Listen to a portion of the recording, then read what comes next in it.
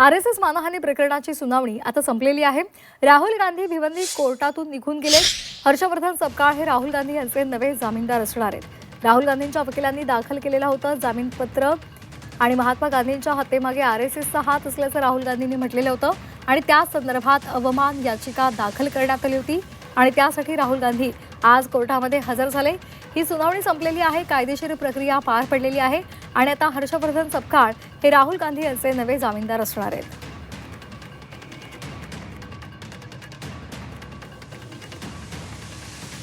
आज त्यांच्या जामिनासाठी महाराष्ट्र प्रदेश काँग्रेस कमिटीचे जे प्रेसिडेंट आहेत हर्षवर्धन सकपाळजी, आज आम्ही त्यांचे बेलचे पेपर माननीय भिवंडी न्यायालयासमोर प्रस्तुत केलं आणि कोर्टाने ते ॲक्सेप्ट केलेलं आहे। तर या संदर्भात अधिक माहितीसाठी आपण जाणार आहोत आमचे प्रतिनिधी गोविंद तुपे यांच्याकडे। गोविंद, काय संपूर्ण सुनावणी दरम्यान घडलेलं आहे आणि आता राहुल गांधी तिथल्या स्थानिक नेत्यांना भेटणार आहेत की तसेच दिल्लीला जाणार आहेत? एकूणच या ठिकाणी भिवंडीतल्या या न्यायालयामध्ये ही सुनावणी आज पार पडली आणि सुनावणीच्या दरम्यान न्यायमूर्ती PM कोळसे यांच्या खंडपीठासमोर ही सुनावणी पार पडली।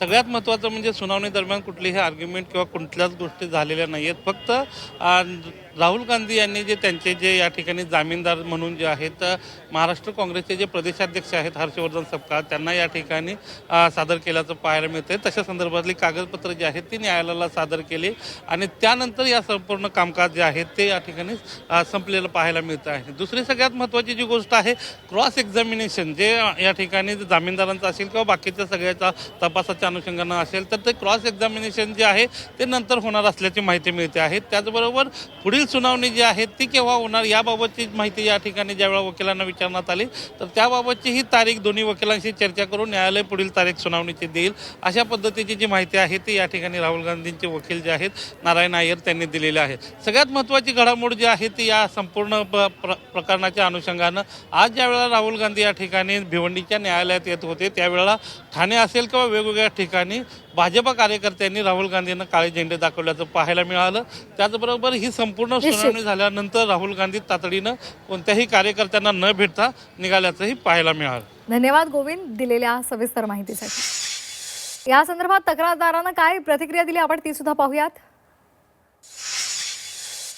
गांधी यांचे पहिलेचे जामीनदारांचं दुःखद निधन झालं, त्यामुळे त्यांना फ्रेश जामीन घेणं भारतीय कायद्याप्रमाणे आवश्यक होतं।